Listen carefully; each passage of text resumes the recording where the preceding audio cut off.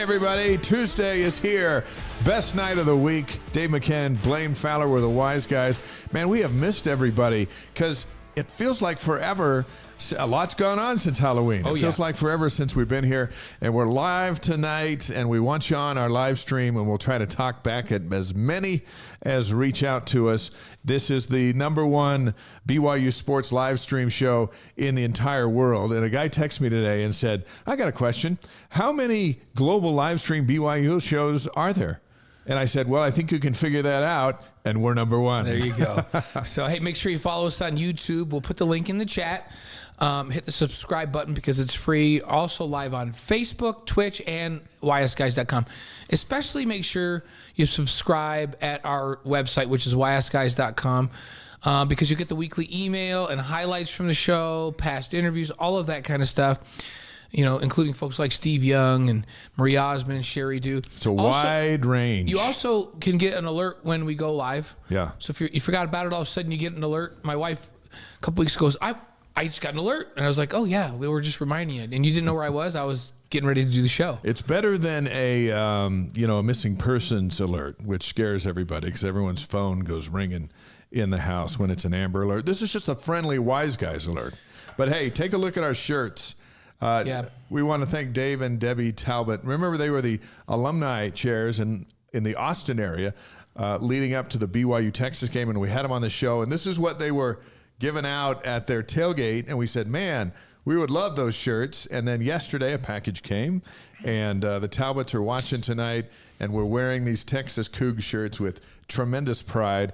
Thank you for sending them. Thanks for participating on the Wise Guys with us and letting all the alumni in the great state of Texas know that we exist. And again, thanks for being on the show a couple of weeks ago. Yeah, we were glad to have you, and we're glad to have these shirts. We always like gear.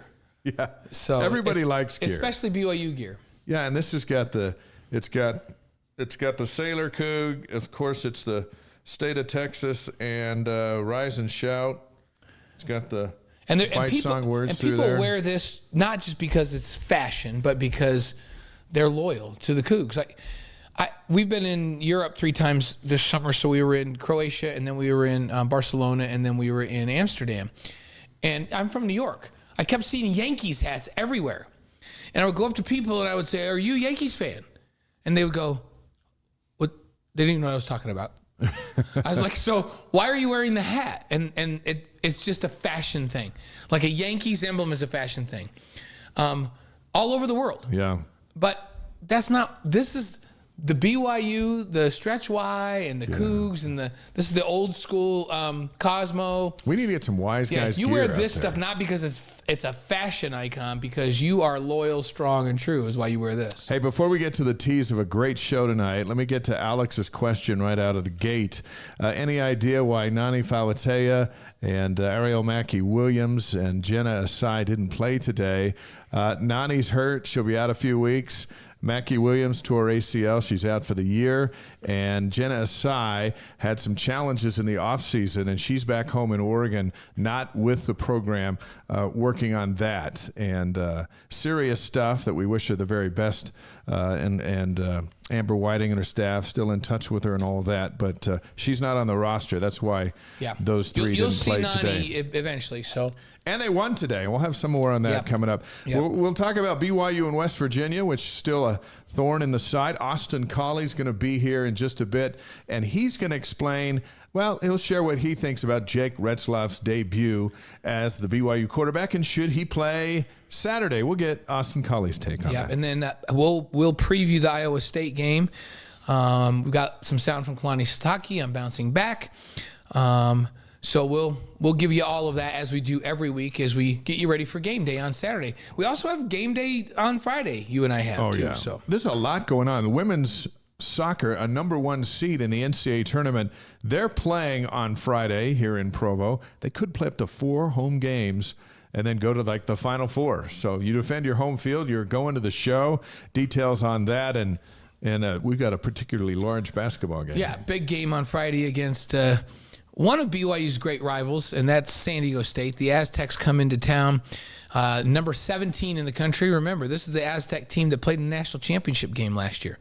pretty cool. So that's going to be a lot of fun. The so place Brian is going to be Dutch rocking. and his staff, who we've been close to for a number of years, will be in town. We'll get a chance to go to practice and visit with them on Friday, and then we'll go with Mark Pope to his practice and visit with him, and we'll have all ready to go for you when they tip it off, as you and I will call that game on ESPN+. Big announcement beginning December 4th, which is just around the corner.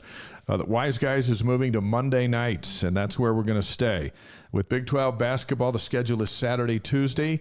So we're calling most of the games, and we don't want to compete against ourselves. And Monday just seems like a really cool night to gather the world, kind of like a global family night for our live stream show. So we're moving to Monday on December 4th. Take note, tell your friends, please adjust your lives. Monday night, 6 p.m. Mountain Time, beginning on December 4th. And our first guest for Monday night, at least one of them, it will be Doug Wilkes, the editor of the Deseret News. Yep, there you go. And that'll be fun. Yeah, that'll be fun. And when we announced this last week, a lot of the folks in the chat said, yeah, Monday seems like that'll be good. Like that'll be a good night for everybody, maybe even easier than Tuesday night. So we hope that that's the case. And we hope you'll adjust your schedules and join us. So. And then it's an extra day for our podcast to be out. That's and right. For us to spread the... And the nice part is during basketball season, and this is what kind of facilitated our thinking. When we started this show, we didn't know what the Big 12 basketball schedule was going to look like. And it's a Saturday, Tuesday schedule. So, and we have a bunch of games. We've got 17 total this year on the package, the Big 12 package. And there are a bunch of Tuesday games. And you can't be two places at once. We've tried.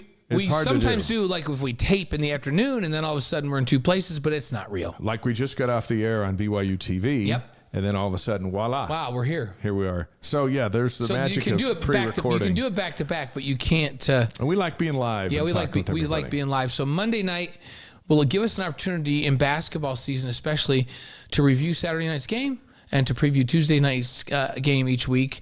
And it'll work out great for everything. Even in the fall, it'll be nice to have reactions on Monday right after a Saturday football game, right? Yes. And one thing we do not know is the television information for the Oklahoma game, which is a week from Saturday at LaVell Edwards Stadium. Fox and ESPN are probably going to release that late Saturday night or Sunday after the weekend's games. So next Tuesday, we'll be previewing Oklahoma with Max Hall. Are we hoping for a night game?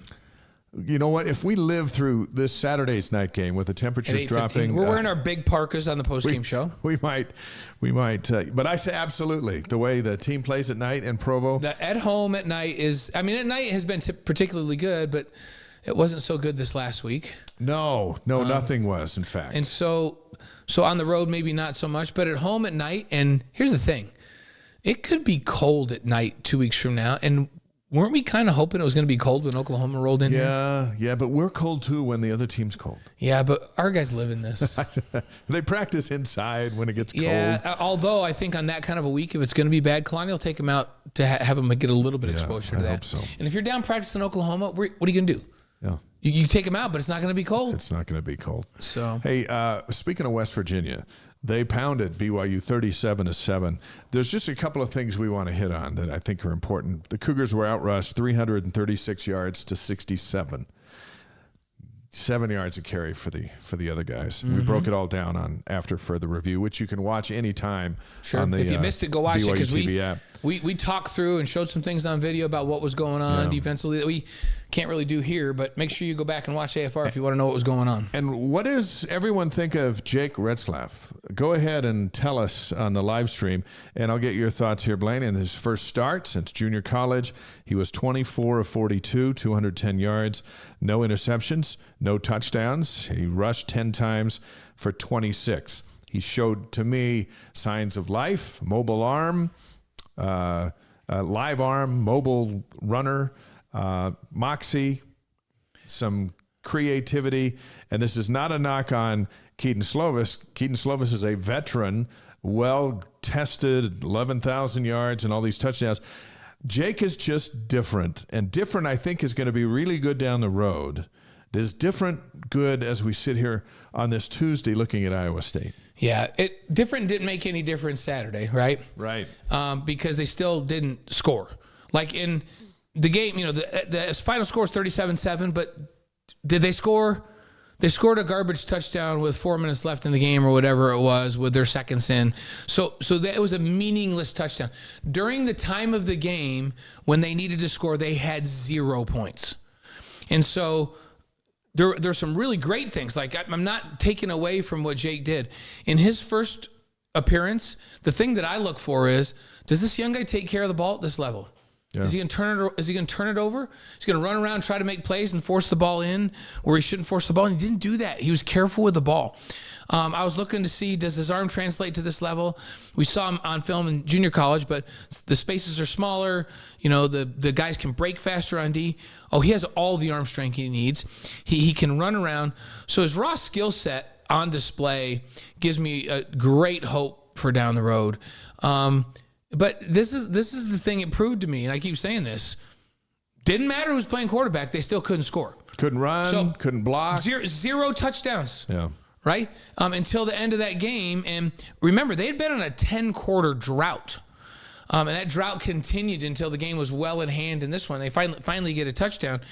And so all of those things that we just said that we loved in Jake Retzlaff had no impact on the offense. Yeah. They didn't go rack up a bunch of yards either. They moved the ball in spurts, but they were inconsistent and they didn't finish drives. And that's been their problem, and especially in recent weeks. And so a lot of good things to take away from the way he played. A lot of hopeful good things for the future as he becomes the guy. But it didn't solve the problem that's been going on in the last couple weeks with the inability of this team to run the football and the inability to finish drives and score. Let's get some reaction from our live streams. First of all, Christy is checking in from Maui on vacation watching the Wise Guys. It's cold and rainy here in Provo. Yeah, so Christy, man. We hope the beach is treating you well. And now on to some reactions.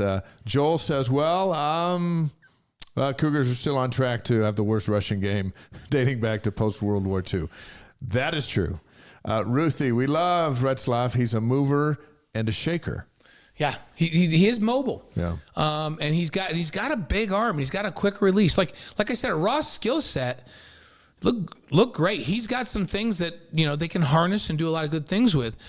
But you got to go back and go. Did they blow up Did all of a sudden were they able to have 455 yards of total offense like the old BYU? Did they score any points? They didn't do any of those things. Joel says, Jake the guy now, his team needs to get their heads right.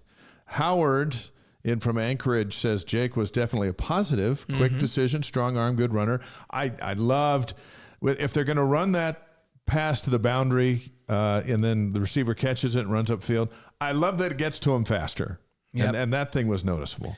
Yeah, and I like the other thing you look for in young quarterbacks, when he did scramble, does he keep his head up and is he looking downfield?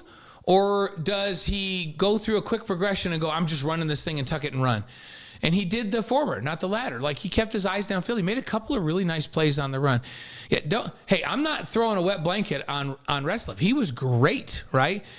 For a guy that's in there. You're just painting some reality. But what I'm just saying to folks is, yeah, he's a different style. He runs around. He's got a great skill set. But there's some things that need to be fixed on this offense for this offense to be better. And you know what it shows me? That Keaton Slovis wasn't the problem. No. Because you just changed the quarterback to a completely different style, and they still couldn't score. Richard says the run game's not working because the O-line is not opening holes. That line has been surprisingly weak this year, and that certainly hasn't mattered who the quarterback was. Right, and that to me is the biggest issue with this offense this year. Read what David says. Yeah, and David says, I understand the disappointment right now, but before the season started, I believed that if BYU could get bowl eligible, that would be successful first Big 12 season. This is still possible. Go Cougs. And you know what? David's actually 100% right. We talked about this off the air and a little bit on the air. People forget the over-under that Vegas set was 4.5 wins. And so they're already past that. If they can get Iowa State at home and get to 6, then who knows if they play loose. It's funny.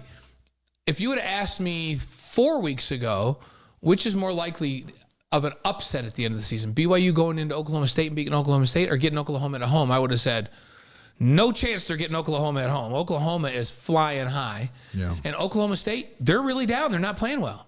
Well, that's reversed in the last 3 weeks. Oklahoma State's playing phenomenal.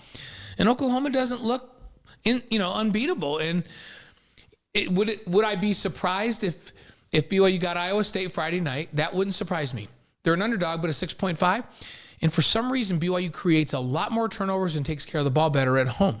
Yeah, for sure. They're undefeated in conference play at home, and they're defeated in conference play on the road. They haven't won a game on the road. They've gotten pounded on the road. Yeah. But they've turned the ball over on the road. They turn the ball over on the road, and they don't force as many turnovers.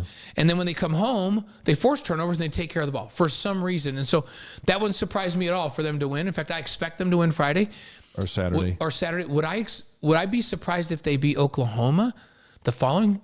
Not the way they've looked. Not the way the Sooners have looked. I'm going to admit, I would be surprised, but I won't be flabbergasted. That's like not out of the realm of the possibility. I'd actually be flabbergasted if they beat Oklahoma State on the road, the way Oklahoma State's playing and the way BYU's playing on the road.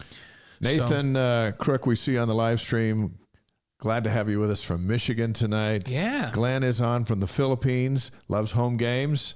And we all love home games. BYU plays better. The players love home games. Kalani loves home games. And the last 2 games have been on the road, and they've been brutal.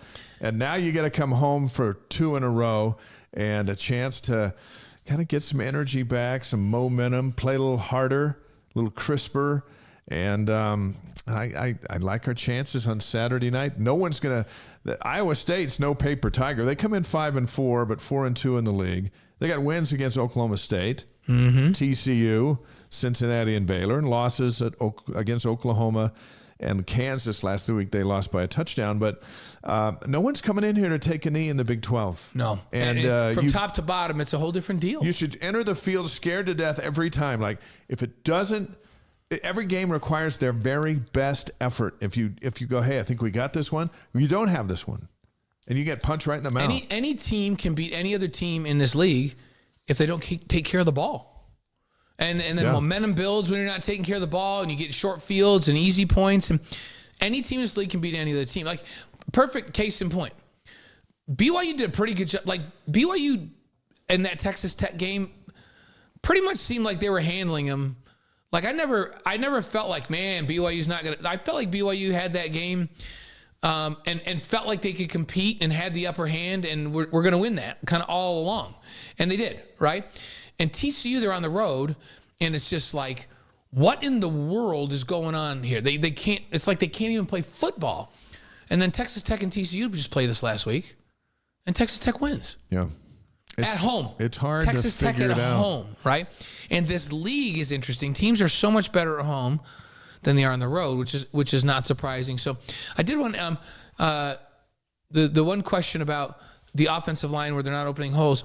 It's an interesting thing. We really took an in-depth look at the video the last couple of weeks and their inability to run it. You would be surprised if you had a chance to watch the All-22 and just watch the blocking of how much of a percent. How do I just see this? I want to say this right. The percentage of times that it is a mental error, like they're just not blocking the right people. And there are a few times when they get beat, they have bad leverage and a guy beats them. Like Texas is, when Paul Miley, who's really good, gets one-on-one on a reach block on Texas's 365-pound defensive tackle, that's a design flaw in my opinion. Yeah. You can't expect him to reach block a 365-pound dude. Nobody in the country reach blocks that guy. So there's a design failure, and he was in the backfield a bunch. You got to double that guy every play. Everybody does. So that's not an indictment on BYU's line. And there were a few times like they're leveraging wrong and they get beat. But there are so many times when we're looking at the front and we're going, okay, this has to be a Ringo call. There's 3 on the right. They have to slide right. And you see somebody make a call and 2 guys slide right and 1 guy slides left and a guy's completely like, it's not like he beat anybody. They didn't touch him. Yeah.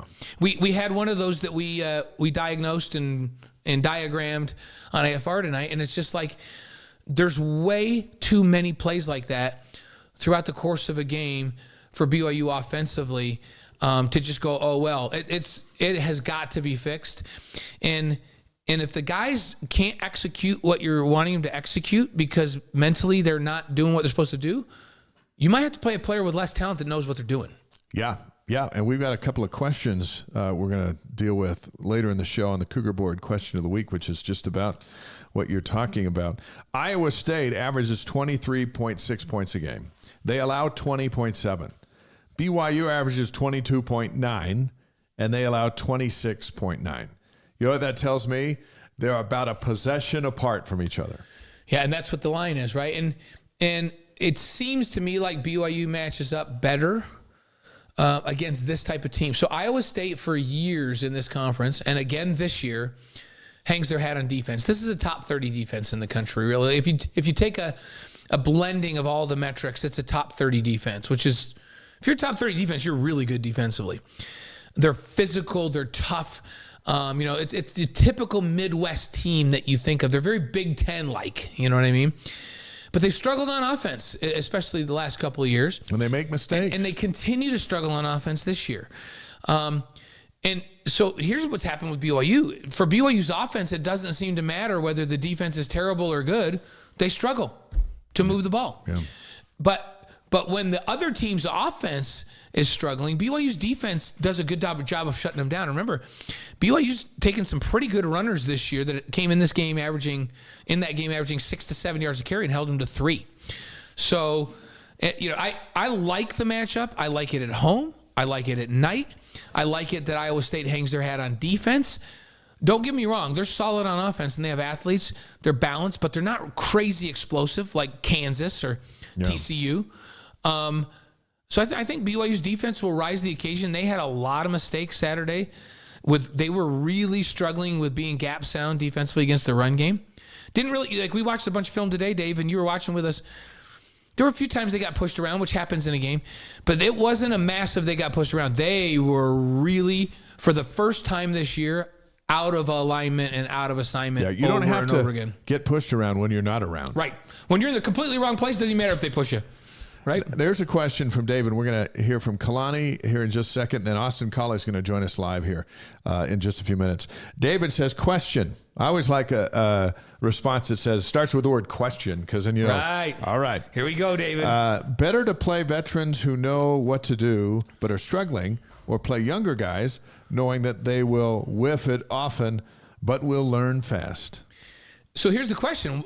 If they're struggling because they're physically not good enough, that's a whole different story, because typically your veterans are the ones that, and you say they know what they're doing.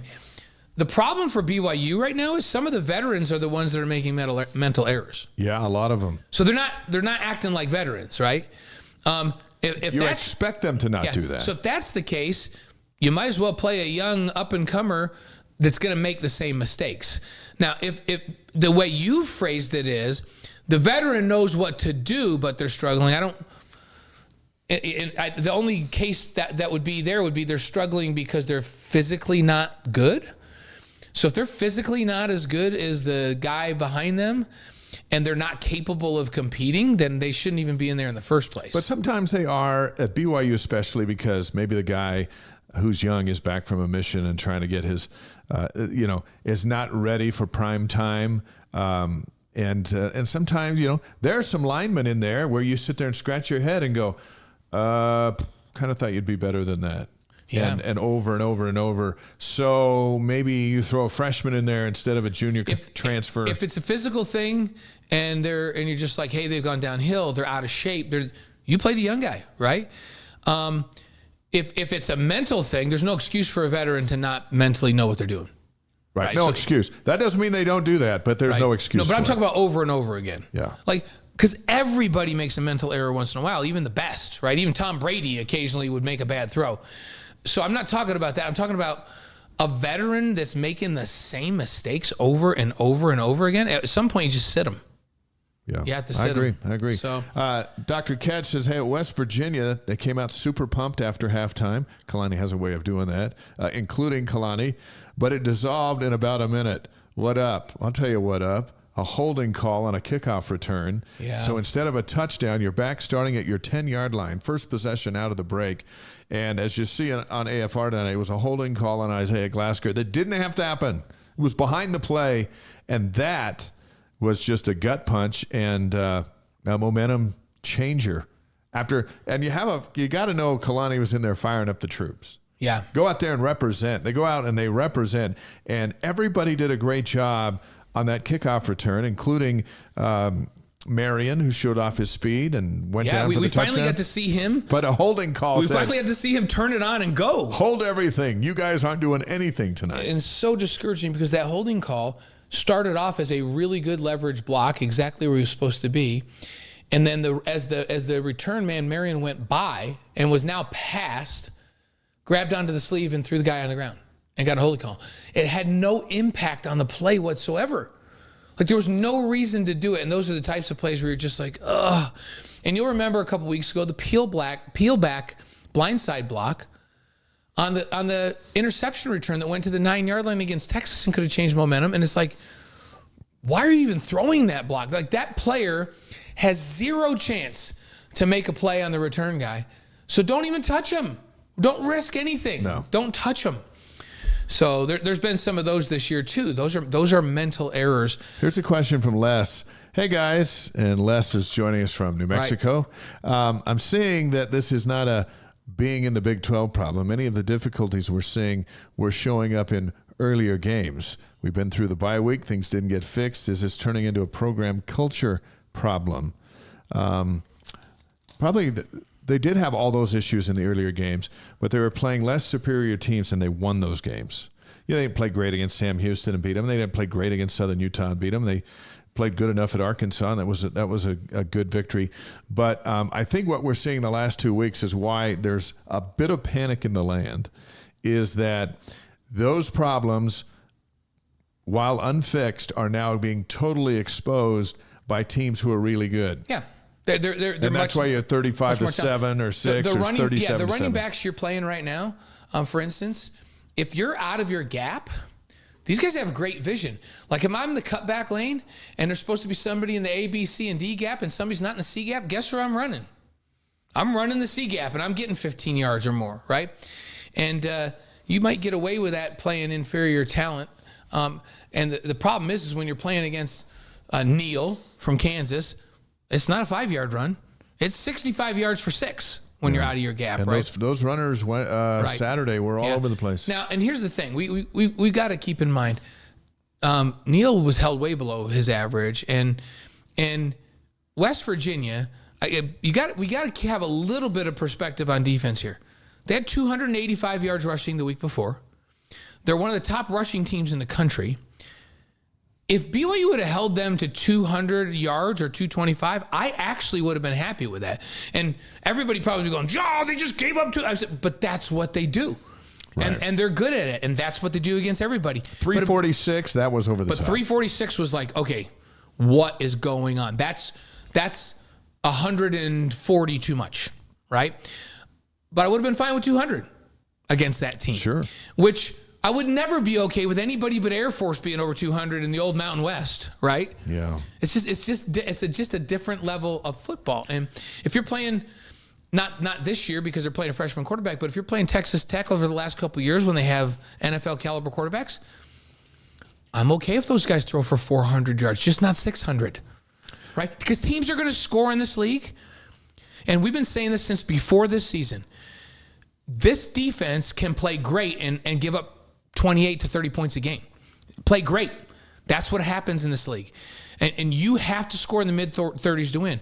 And BYU's offense, and the defense has been pretty solid for the most part. This last week was a little bit of a step back. Yeah. And you know, we got to give them the benefit of the doubt because they've bounced back when they've had a rough game, and they've played really well. And they've created turnovers as good as anybody in the country. So I'm not that much on the defense other than they did some bonehead things this week over and over again, a few players that really cost them. But the offense, this is not just this year. This stretches into last year, and the defense that just gave up 37. What if BYU's offense scored 21 in this game? Do you think, I'm asking you folks out there, what if BYU's offense actually had some drives and sustained some drives and scored 21 in that game? Do you think that West Virginia football team would score 37? Well, it's hard to say because they just scored whenever they wanted, but momentum would have been a little bit different. Momentum changes. The BYU would have felt a little bit different. And the pressure on them is different when they've got to come out and match scores. And if you keep up with them, they're feeling like they've got to score. That offense stepped out there, West Virginia, and I guarantee you the guys are like, Just, you know what? Just play our game. Just run the ball. We don't even have to throw it. We don't even need to score another. Hey, we're up 14. We don't even need to score again, and we're going to beat this team because this team can't score. It's a whole different feel. Yeah. And if BYU score in 21, they probably win the time of possession battle because they weren't that far off as it was. If they were finishing drives, they would have had the ball longer. That's fewer possessions for West Virginia. I promise you, if BYU scores 21, they do not score 37. It's impossible. And BYU might still lose that game, but they might lose it 28-21 or 24-21, and we'd be going, dang, they played well on the road, but you lose 37-7, partly because the defense has a bad game assignment-wise, but mostly because the offense cannot score. That is the main problem right now. But if the defense that played Texas and gave up 35 points went to West Virginia, it could have been a different result because they actually played good in that game, but they were all over the place. Yeah, and 35 again in this league, 35 against Texas, not bad. And that was with an offense that wasn't producing. Yeah, and they had a new quarterback, and we got after him a little bit, but we just couldn't get any points. So many things to fix. Les, that was a good question. We got more comments coming, and Austin Collie's going to join us. We'll listen to Kalani's comments a bit later in the show. Let's bring in one of our all-time favorites and been with us on the game day crew for a few weeks this season, and one of the great receivers to ever play at BYU, our friend Austin Collie. And we welcome Austin back to the Wise Guys. Hello, bro. What's up, fellas? You let that beard really go since our studio work. I'm on vacation, forgot the trimmer, forgot the razor, right? So we're going a little scruff action today.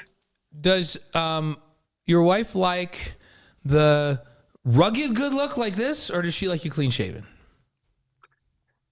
I think in between, right? You know that like 5 o'clock shadow. I think that's kind of what she likes. She doesn't like it too baby face, but I don't think she's a big fan of this right here. Okay. And neither am I. It gets a little itchy. Yeah, I get it. Saturday night, it's going to be somewhere around 35 degrees, clear skies. The Cougars are going to be in all black uniforms. They're trying to embrace the night where they've been better, except for last week. Their inner werewolf. Before we get into all of that, what was your experience working on game day with us? We had you for 3 great weeks and look forward to more down the road. Did you have a good time? Oh, man, I had a blast, right? I mean, when you get done playing, you try and find ways to stay around the game. Yeah. And find ways as much as you can, find avenues that are going to allow for you to kind of talk ball. Like I said before on the show a dozen times, right? I could talk ball for hours on end as long as the audience doesn't get worn out, right? And I've got the platform to do it. So being on the show with you guys are nothing but great hosts. It kind of filled that part of the canteen for me. Good. I thought you were great, and we look forward to more. I've always said, Austin, if they followed us around with a camera when we're not on the air, like the whole day, like when we're going into makeup and all the conversations we're having about the game and strategy, and we're breaking down film together and we're doing all that, then we're out there and then people see us for a couple of hours out there. Then we watch the game together. We're taking notes. We're breaking things down. We're demoing to each other. And then we go on and do the post game. That would be a fun show in and of itself. Don't you think? All the behind the scenes, that's part of the experience for us that we get to have on a Saturday. It's not just 3 hours on the air for us. It's 9 hours together, right?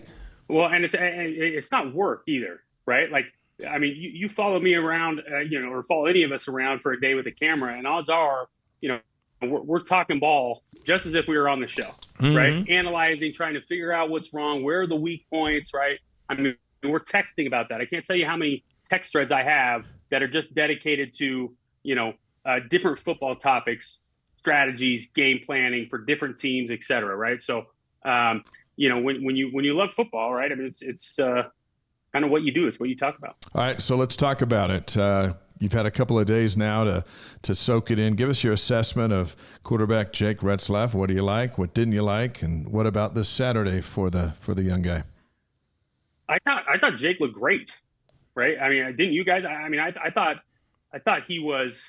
Under the given the circumstances for which he was in, and the time of the year that he came in, like with only a week's time to prepare, the one thing that I loved, and Blaine, I'm sure I can bet everything that I've got on this that you've noticed this as well, and Dave probably, you as well. But the one thing that I noticed about him that looks or is a little bit different is he was able, in what would have been a 3rd and long situation, he was able to get us in 3rd and short with his legs, right? He was able to create and, get 6 more yards on a broken play. Whereas in the games past, if we had pressure or any amount of pressure and it was a broken play, odds are we were staying at the down and distance that we started at, or even a little bit more, right? Whereas, and that's not a knock against anybody, it's just his ability to create with his legs and, how quick and fast he is. That was one of the things that surprised me too, because I'd seen him in spring ball, seen him in fall camp, and I maybe really didn't get to see him like open up all that much running the ball because they never got that opportunity to. But I mean, he's shifty. I mean, he's got some moves, he's got some wiggle to him. And that allowed him to kind of put us in some 3rd and short situations that, in games past, maybe we didn't have that opportunity or didn't have that capability, right? Yeah, I love that about him. And I think that Aaron Roderick, if he had his choice, would like to have something. He's had mobile guys in Zach and Jaron, guys that can move around. I'm going to tell you, because I know you were just getting ready to get on with this. Here's what I said, and I know that if you don't agree with this, you'll just call me on it, and we can do that with each other, right? So yep. I said, I loved how live his arm was. I loved that he seemed to get the ball out with confidence. When he made a decision, he just threw it in there. Love his mobility. Yep. Love that when he starts to scramble, he keeps his eyes downfield and finds some guys down there. I said, so that all gives me great hope for the future. I said, but it didn't change the offense because they still didn't get any yards and they still didn't score a stinking touchdown until garbage time. I said, so to me, it didn't solve the problem. It gave me great hope for the future that he can be part of the solution because I was very impressed. I really love the way he took care of the ball. But inherently, that's not what's wrong with the offense because it didn't fix it, right? So do you agree with that? Disagree with it? Like, talk to me about this. 100%, right? That you brought up something that was also a great kind of positive with the new QB, and that is, he got the ball out extremely quick, right? He's got a cannon for an arm. I think I heard on the game that he's a ex shortstop, right? Maybe played some college baseball. That could be true or false. I don't know. But he got the ball out of his hand quick, which definitely helps, right? Especially when you have some of those quick throws that maybe we've been a little bit indecisive on the past. But just like you said, Blaine, the one takeaway that I had was, the quarterback, and we all knew this, right? The quarterback is not the issue with this offense, right? Like, Keaton is a great college quarterback. He's very good. Now, although he may not be able to do what Retzlaff can do with his legs, right? Keaton still has got a live arm. He's incredibly talented. He's got a high IQ. But as we've seen, it's not just the quarterback that's the issue. And that's, typically who we like to point to when we're going through rough patches with the offense, either him or the offense coordinator. But I think the problem is it's got many layers and it's got many depths going on with what the offense is happening with the offense, right? I think it all starts with the offensive line, right? And assignments, right? Knowing their assignments. Sometimes it looks, like we're a little confused on who we're blocking at times, right? I think there was one clip that I had saw that, they were bringing pressure off the left side. We had, they only brought I think a 4-man pressure. It was a late pressure from the middle linebacker. He was the 4th guy. And we had 3-on-1 backs, on the front side of the play. And then we had, I think 4-on-2 on the back side, right? And then one guy, the late blitz pressure rush came through and got in clean, right? With nobody freaking him up. And you almost wonder, okay, are we making things a little bit too complex for these guys to be able to execute? That's a great point. Yeah. Ball, right? Because at times it kind of looks like they're lost, but it's not just the offensive line, right? Like, it's a whole variety of different underlying issues that I don't think you can solve in a week's time or during a season, right? We got new transfers coming in, right? New guys that have never been in this offense before and are still trying to get a hang of or a hold of the playbook, right? That's something that no one ever talks about when we talk about transfer portal and all the benefits, well, you don't talk about the cons of that situation, which is now you got to teach them a playbook and expect them to play with only 2 months time in the playbook and not having any time with their quarterbacks or with their offensive line coach and teaching what's proper technique fits that game plan or fits that those schemes, right? So I think it's an aggregate or collective type of underlining of multiple underlining issues that is Austin, that's the issue. There's on opening day, we talked about this a little bit ago, a couple weeks ago. BYU lined up 7 starters that were first-year transfers on offense. Is that too many? I think so, man. I mean, that's like, yeah. I mean, there's something, and I've said this on I said this on the game day, the game day show many of times, right? But there's something about the camaraderie of a team and being around a team for so long that you just kind of get in the groove together, right? And then when you pull all these guys in from different parts and they've been taught different things, different techniques, they haven't been part of the system, right? Receivers and quarterbacks don't have that timing down that a same quarterback would have for even being there 2 years or 3 years in the same system, right? The anticipation is gone from a quarterback going to a receiver because they haven't had enough reps with that individual. And it's just not at the quarterback receiver front, but it's from every position group, every position room. That's why the teams that typically do well. I mean, this is even down to Pop Warner. The teams that stay together and do well, they build up this camaraderie and this this comfort and getting on the same wavelength as everybody on the offense, and you start to generate this single, I don't know, like the single ideology or the single. I'm blanking on the word, but you have this collective effort, right? And you all understand what's expected of you, what the game plan is going into the off season, going into the fall camp, of what the playbook looks like. You're not spending all that time installing from day one anymore, right? Which I'm sure they had to do. You can start advancing in the playbook because you feel confident and trust that all the new players or all the players that you've had of the past understand the playbook well enough, at least the fundamental aspect of it, to start getting deeper into the playbook and adding and being more creative in the playbook, right? So again, it's not on the OC either, right? It's not on A-Rod either, right? I think it's a bunch of little things that add up to one big thing, which is what we're seeing on the field. I think what drives people nuts, and we're visiting with Austin Collie on the Wise Guys live on YouTube, Facebook, Twitch, and wiseguys.com, and we see that on our live stream tonight, and people we talk to with 36 quarters into trying to figure all this out, and we still haven't figured it out. And when on AFR tonight, we pointed out challenges that are going on that are real, and they allowed West Virginia to do a lot of things. And we played 36. All these new guys have played 36 quarters of football. Now, not all of them together, but that's a lot of football. And yet the same mistakes are still showing up.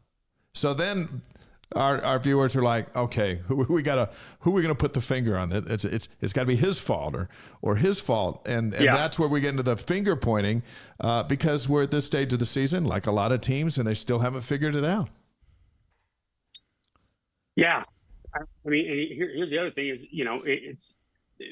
you can't help but think, okay, maybe the outside pressures, the outside environment of this constant talk, like the offense isn't delivering, doesn't have something to do with it as well, right? I mean, they live in a community where they're constantly surrounded by their fans, constantly surrounded by those that are criticizing them, right? And so, the one thing that you got to do is ensure that locker room is still in it mentally, right? From a psychological standpoint, that they still believe that they can win games and that they can be productive on offense, right? Like we like to hope no player or no coach is listening to this podcast, right? I mean, that's the idea, right? Is you don't listen to the outside noise. We just keep our freaking nose in the dirt and we just keep grinding and eventually we're going to start to see success. Now, I mean, that you would like to see us put the ball in the end zone, right? In the past 36 quarters or the past, couple games,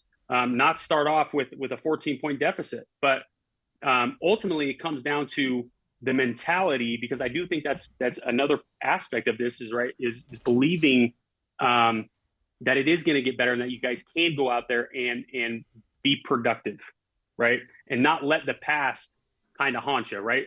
Start as a new week, put those last weeks behind you and get back to it. But again, I think it's wrong to think like there's one answer to the lack of production that's going on in offense, because I do not think that's the case, right? It's definitely not the quarterback. It wasn't the quarterback, right? As we know, we've seen, right? I don't think it's the offensive coordinator, right? Although, there could be some more creativity and play selection that's a little bit better on first and second down to keep us out of third and short, maybe get a little more creative in the quick game.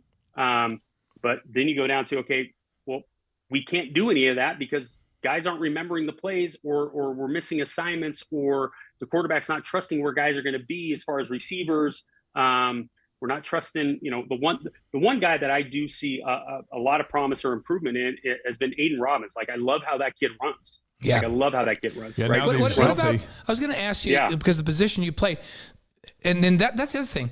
We never found out that Aiden Robbins was not healthy for any game this year until 2 weeks ago. And everybody's just like, well, he got replaced by a freshman. He must be terrible. What a terrible miss. It's because all they know. And it's just funny that's where everybody goes, right? That's where what we a go. terrible miss. And we're like, yeah, man, he's just not panning out. And then we find out 6 weeks later, we had broken ribs. Like, he couldn't play. No. And we're going, Yeah. and now he's healthy. And we're going, now there's the beast we thought that they recruited. He's good, right? And BYU could have done a little bit. They could do a little bit of a better job, because when a player has three carries against Southern Utah and then disappears, but yet you see him on the sideline, and it's like, well, what's going on? What's happened? He's and then you go to all those places. Yeah. And without any information, that's where you stay. Yeah, when there's an information void. But the one I was going to ask you about is, because we were talking about this last week, Austin. We're like, whoa, Aiden Robbins is good, right? What about Lassiter? What's your impression been of him? He plays the position you played, and it seems like he's progressing every week. Oh, yeah, he gets better exponentially every week, right? And I think that's because of two things. One, he's getting more comfortable, and then he's getting more opportunities, right? I don't think he got as many looks as he's been getting in these past. I know he didn't play last week. Yeah, he didn't play last week, which I think hurt big time because he was their best guy. Oh, yeah. Yeah. I mean, Darius definitely brings an aspect of speed, right? He's going to stretch the field, but then he also has that, he's got that same knack that Chase has, which is, if the ball's in the air, I'm going to go make a play and I'm going to make something out of it, right? Mm-hmm. And that's when you're in a situation that BYU's in right now with their offense, you have to have people like that out on the field, right? You have to have people that are they're going to get you out of this funk single-handedly by making those types of plays. Those are the type of plays that need to be made to kind of get you out of this slump, right? I mean, you look at baseball and you get in a hitting slump, and all of a sudden your standards kind of drop a little bit to now, like, I don't expect to get a double. I just want to get my bat on the ball. And maybe you start changing the way you hit just to get that contact. And then once that confidence develops, then you can start rolling in back to your old swing, right? But when you're at the depths of the bottom, it's like, we just need to get something going. And it's the same thing offensively, right? We just need somebody to make those plays that, yeah, they're not routine. They're going to be great plays, but they have to be made in order for us to start getting this momentum and getting this confidence back that we can start rolling. And Darius is exactly one of those guys, man. I mean, he did that a number of times against Texas and Texas Tech, making those ridiculous catches, right? Yeah. And that wasn't a lucky catch. I maybe thought that Texas Tech catch was, I'm like, he got away with one right there. But then he comes back against Texas, man, and makes that one where he has two guys wrapped on him. He high points the ball and, he catches a phenomenal catch downfield and would hopefully get the ball rolling. But they need more of that. They need somebody or a couple guys that are going to step up and say, no, I'm going to be the guy, man. I'm going to be the guy to get us out of this right now. Throw me the ball or give me the ball, and I'm going to make I hate to say it. Pardon my the phrasing here, but make magic happen.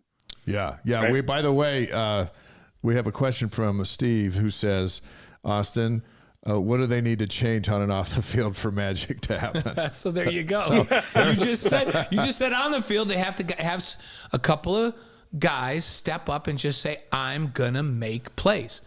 And Chase Roberts is certainly capable of that. You like Parker Kingston's speed and what that brings, and he's healthy again.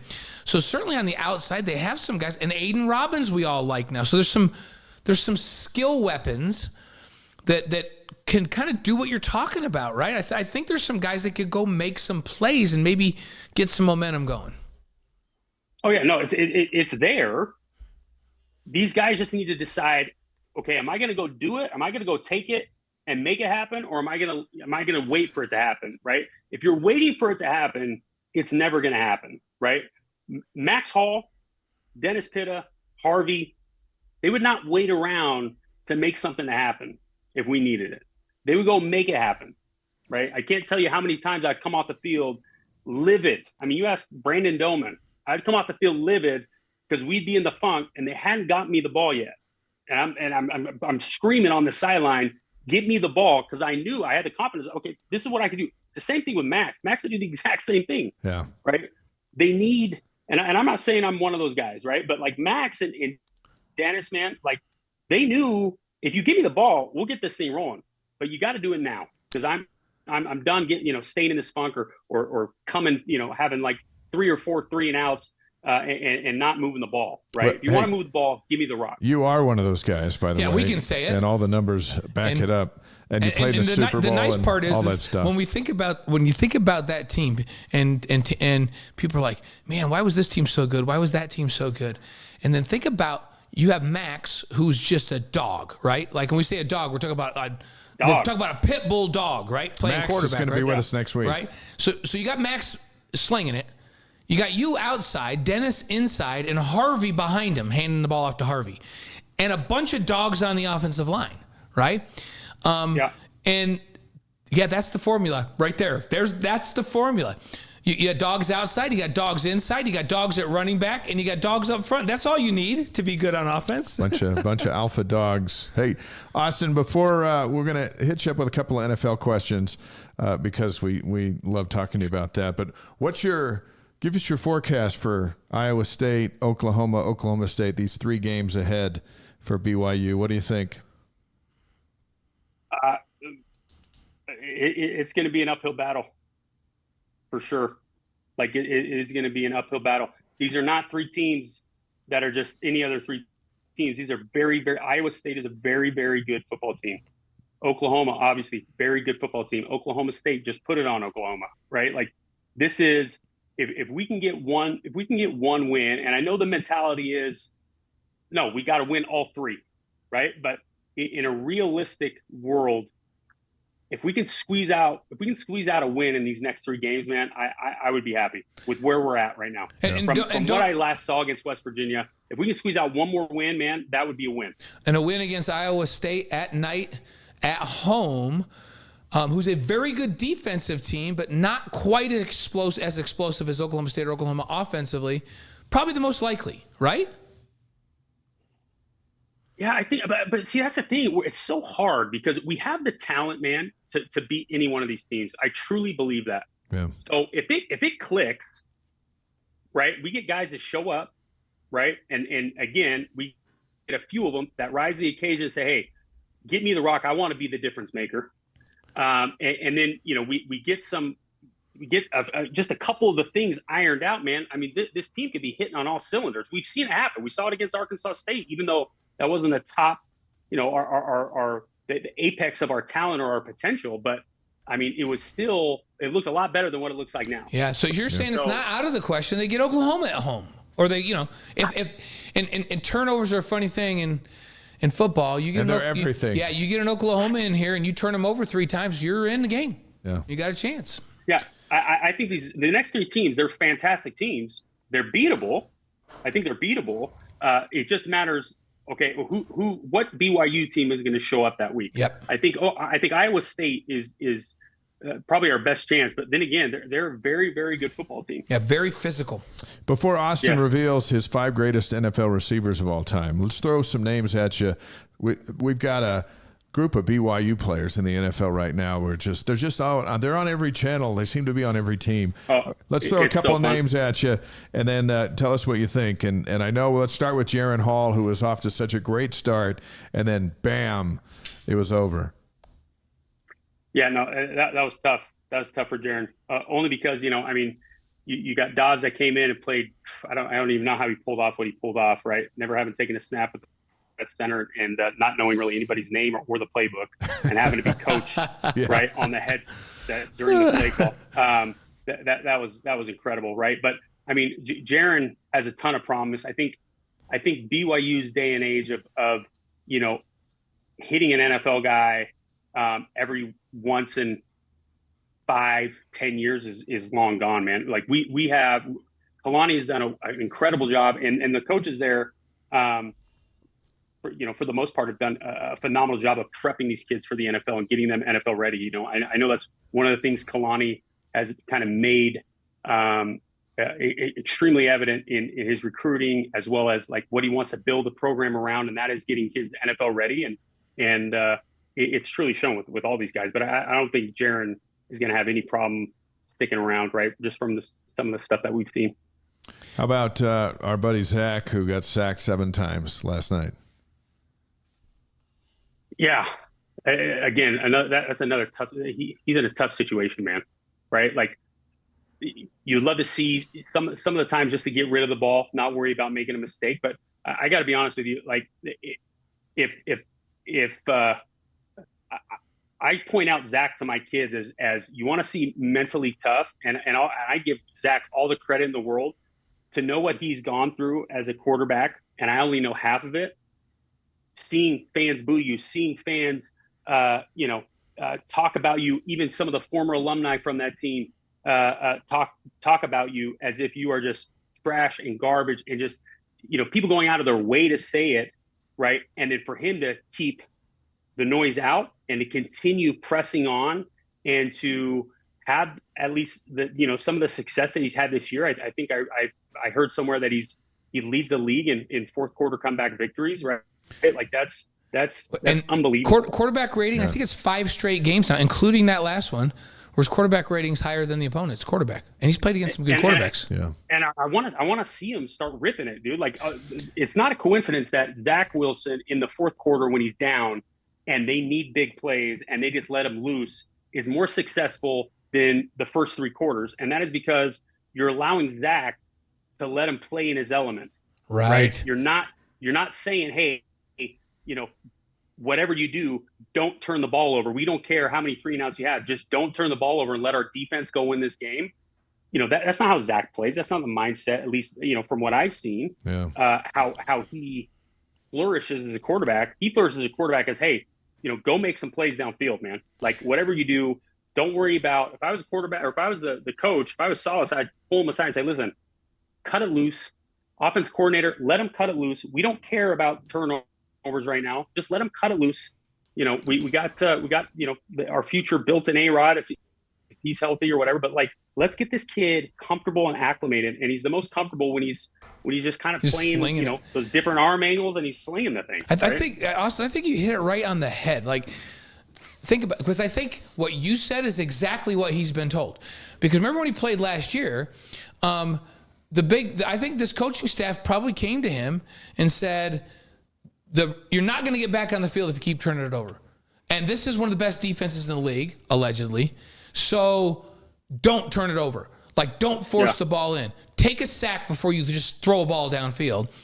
And that's exactly, I think he's doing what he's coached to do, and he takes a lot of crap for it. Yeah. And it's not fair. I think he's in a terrible situation, and I think it's a terrible organization. Can I say that? Yeah. All right, Puka Nacua. What about Puka? Oh, I mean, I don't think much needs to be said about him. I mean, he's off to the races, man. It's fun. All these guys, man. It is so fun to watch. You watch guys like Taysom. Yeah. You watch him. You watch Tyler Algier. The amount of success that these guys are having in the NFL is just. I mean, honestly, it's so fun to watch. But watching Puka, I mean, that kid seems like I think I saw him coming in pregame into the pregame huddle, giving like a kind of a pregame speech or hype speech, like getting everybody hyped up. And I'm like, you just don't see that from rookies. And you're not allowed that from rookies. Like, you have to earn that respect. And he's earned that in like the first 7 weeks of his NFL career. To be able to come in and get your team hyped up like that, that takes a lot of respect from your peers to even allow you to get in there and to take you seriously. Yeah, rookies have to be, don't talk. Yeah, right? you just pay for the meals. You just do this. You just do your thing. No, listen, I tried doing that in a huddle one time during a 2-minute drill. We were in Tennessee, and obviously, I was in the huddle. I was in the huddle with 10 guys who probably had 10 plus years. They had kids in high school, right? The difference between me and these other kids or these other guys was like, I was watching them when I was a freshman in high school. Okay. Oh man. That's how old that Colts offense stuck around together. And I remember we were in a 2-minute drill, and I started feeling myself a little bit. Like, I was having a pretty good game, right? I think I had like 8 for, I want to say like 175 that game. Yeah, you were balling. Right? So I was feeling pretty good, and we're in a 2-minute drive. I'm like, what? And, I feel comfortable enough at that point where I'm like, let's go, baby, let's keep going. And Jeff Saturday goes, hey, Austin, just take it easy, bro. You just got here. I'm like, noted. What a deflated. Yeah, what a deflator. Like, the center tells you to turn it down a notch. But I look back and I almost cringe at the fact that I was even trying to hype these guys up who had been in the league. 3 of them are future, or 3 or 4 of them are future Hall of Famers, right? And they had been in the league, already won a Super Bowl. They were the most winningest organization in that decade. And here I am as a rookie feeling myself because I had one great game trying to be like, yeah, I'm one of them. And it's just like you were not even close to this level. So just tone it down, bro. That's awesome. Kyle Van Noy is not a rookie, but he has found new life with the Ravens, had a couple of sacks, forced a fumble. And he's on the other side, just as a veteran, finding a way to stay active. Yeah, Kyle's one of those guys, man, that could just roll out of bed and just be a straight baller, right? I mean, I think I saw him on Pat McAfee show 4 weeks ago. Yeah. Right. Just hemming it up with him. I mean, that kid. For the first couple of years, it took him a little bit to find his groove and to find an actual place of opportunity that was gonna, really, bring his talent level to the surface. I mean, obviously he was a baller at BYU, but I mean, he's been doing it for years, right? So he's to the point now where he can roll out of bed and suit up. We love that he called it with us on the show. Yeah. Like, season's already going, and he's like, well, we kind of talked to my agent, and I really didn't want to go to camp. And so what I'm going to do is I was just going to sit back. I'm staying in shape, had no interest in camp. And somebody's going to get hurt, and if it's the right situation, he didn't say I'm just going to roll out of bed and go play. Like, he's been working out hard, but it was almost like, oh, at my age and with this many years, this camp is just nonsense stuff. So I'm going to, and I don't care if I play a whole season, but I still love it. So I'm just waiting for somebody to get hurt, and then I'll go play, and I'll find a team, and I'll play. So I love the fact that he called it, right? Yeah, that's called he's got a lot of years on his belt, right? Yeah. That's the wisdom of a 11-year vet. How long has he played now? Oh, it's at least a decade, right? Yeah, got a couple Super Bowls. Is Fred right now the shining star for BYU in the league, Fred Warner? Absolutely. 100%. He is a once in a generation talent, that kid. And what's crazy about Fred is typically when you get to the league, like your first to second year jump, I think they say is like, you can see an improvement of 20%. Mm-hmm. Okay. Then from there, it diminishes drastically, where from that point on, your margin of improvement goes up, it's maybe like, 2 to 5% each year, maybe. But then eventually you plateau, right? Because now you're getting older, right? Although you may be getting your football IQ and understanding of football may be getting better, you may not be as quick, as agile, as explosive, et cetera, right? Mm-hmm. So then it starts to plateau and then even diminish. Fred just keeps getting better. And I don't know I don't know how it happens, but every year it's like he takes this like 20% increase in talent level, which is like not I mean, I've never seen that happen in my life. I mean, he just keeps getting better and more dominant, and it's kind of scary to think that if he keeps doing this, where he's going to be. But I mean, if he keeps on the trajectory that he's on, man, I mean, he's a future Hall of Famer, and I'd probably say probably one of the best, if not the best, player to come out of BYU. Yeah, amazing. Austin Collie with us. Hey, let me ask you a Taysom question, and then we'll get you out of here. We've kept you longer than we asked, so thank you for hanging out with us on the Wise Guys. If Taysom continues to do what he's doing for a few more years, and we talked about this a couple of weeks ago, is he an NFL Hall of Famer because of his uniqueness and how he's impacted the game and changed the game in many ways, both as a receiver, a quarterback, and a running back, all tied into the same guy, Frank Gifford, only on steroids some bunch of years further down the road? Is there a spot for a Taysom Hill in the Hall of Fame? I mean, I think so, right? Like Taysom, I was just texting Dave the other day, and I told him, I'm like, your brother-in-law is ridiculous. Yeah. Right. The stuff that he can do, and the fact that he's doing it at that level, he is easily one of the best football players, all around football players I've ever seen, and I think the NFL has ever seen. Right. I mean, his ability to do everything so well is crazy. I mean, you know, to think about what qualifies. I mean, if it was based specifically on production and what he's done, then absolutely, right? Absolutely, I think so, right? But I think making it to the Hall of Fame, there's so much more that goes into that it would be hard to say. If it was strictly based off production and success individually, then yeah, I would say if he could do this for a few more years, he'd definitely be in the discussion. He's certainly. It's crazy to me how recognizable. Like, everybody knows who Taysom Hill is all around the country. Like, oh yeah, he's New Orleans, just does everything. Like and every team wants to find one. He's so unique that he's one of the most recognizable players in the league. And then Fred is so good. Yeah. He's one of the most recognizable players in the league. And now Puka is so surprising as a rookie. Like when I'm back at New York and meetings, like, what about your boy Puka? Yeah. You know, so when I'm with people that don't even follow those teams, and then don't forget Jamal leads the whole league in touchdowns last season. Yeah, and so there's been BYU's guys in the NFL. Tyler Algier is a 1,000-yard rusher. As a rookie. In terms of numbers, it's certainly not up there with you know some of the teams in the Big 12. The number of guys in the league, but BYU's guys in the league are amazingly productive and very visible impact players, which is really good for BYU in recruiting. How much impact does that have on recruiting, Austin? Oh, I think it's huge, right? Like I think I'm not exaggerating when I say I think Kalani has a lot to do with that, right? He said from the get-go, right? And we really didn't have that when I was playing, right? Like it was, you know, the NFL was kind of an afterthought, and I wanted to go to the league so bad. I mean, that's why I was playing college football. That was just another stepping stone to get to where I wanted to be at. And Kalani came in and said, no, listen, I'm preparing these kids for the NFL. That is why they come here, is because they want to be NFL players, and we feel like we can do the best job of preparing them to get to the NFL. And I think that mindset is definitely, I think that's helped kind of direct them in their recruiting as to what guys to look for, right? And then also once they get here, how to prepare them and be you know, like I said, the most prepared for that level of play.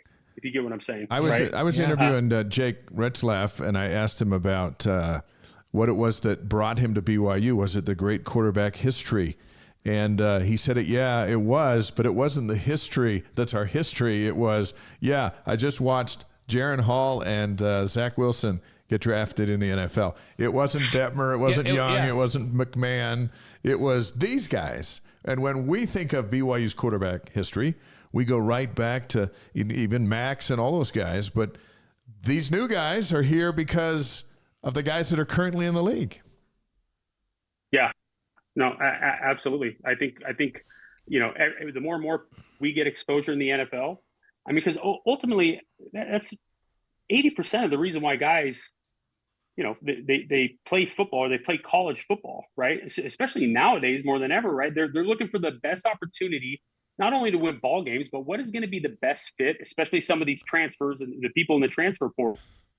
The The reason why you're getting people entering the transfer portal so much is because they're not happy with the situation that they're in, because it is going to inhibit them from achieving their dream, which is to play in the NFL, right? Yeah. No other reason. And so, I think the fact that we've got more guys going to the NFL and that are recognizable, becoming household names, is only going to be that much more attractive, especially now that we go to the Big 12. There's more eyes on us, more exposure. It's only going to benefit recruiting the more guys we have in the NFL. We're ready for your list. This is Austin Collie's 5 greatest NFL receivers. Are you doing it from 5th to 1st, so you save the best for last, or are you just going to start 1 through 5? How do you want to do this? Let's do it. Save the best for last. Yeah, let's start with 5. And save the best for last? Yeah. Okay. Now, I got to give a little bit of context about my top 5, okay? I'm sure there are more dominant receivers, than these top 5. Some of them, no. Some of them are just clearly, in my opinion, top 5. But I am a fan of a true all-around wide receiver. Okay. Guys that can run routes, guys that are extremely exceptional at their craft, like of what a wide receiver is. That's running routes. That's catching the football, what hands they have, right? Their ability to get off the line, blocking, right? Which not a lot of receivers will do.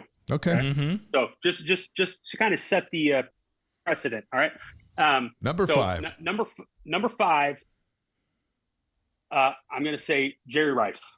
Jerry Rice. Wow. I can't wait to hear 4 through 1 now. Okay. Well, don't get your hopes up. Okay. So number 5, Jerry Rice. Okay. All right. I'm going number 4. We're going to go Larry Fitzgerald. Yeah. I like Larry Fitzgerald. Yeah. And he's a great all-around guy, like you were talking about, can do it all. Okay. Number 3. Okay. Now I don't know how these guys are in the blocking game, but they're too good to ignore. Okay. Mm-hmm. And I've got two for number 3. What, a tie for number 3? Tie. Okay. Okay. It's either Justin Jefferson or it's Jamar Chase. Okay. Their route running is route running hands. They're off the charts. Yep. Okay. Number 2 is Calvin Johnson. Oh yeah. Okay. And the number one. You want to give me a drum roll, Blaine? Yeah. Here we go. Give me a drum roll, Blaine? That sounds like that sounds like Christmas Vacation right there. Yeah, I did. Before they turn that up. All right, who's Reggie Wayne? Reggie Wayne. Wow. How much fun was it to be around Reggie Wayne? Well, being around Reggie Wayne and then being in the league, I got to see how good Reggie Wayne really was. He was all around from a wide receiver. If I could create create a player on Madden or explain to my kids, hey, who is a wide receiver? What is a wide receiver's job? I would pull up Reggie Wayne tape. The guy is, there's nobody I saw that ran better routes than him. Not even close. Okay. Hands, nobody had better hands than him. His hands were unbelievable. He would make everything look so effortless and easy. And last but not least, the guy would block his butt off. Yeah. He was not a prima donna. He prided himself on that, on coming in, blocking backers, blocking safeties.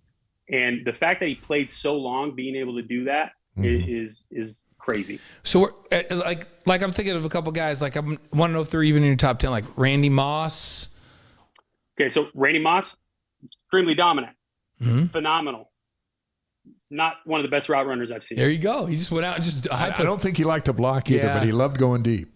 Reggie was unbelievable. Randy was. I mean, obviously he's a Hall of Famer. He's right. He's in many. He's one of the best to do it. Obviously, but my criteria for what my top 5 is like right. Route running. There's an extreme weight of the ranking on route running. And I think Austin, because he's not old enough, but I think if he was older, I think if he was his dad Scott's age, he would love Steve Largent.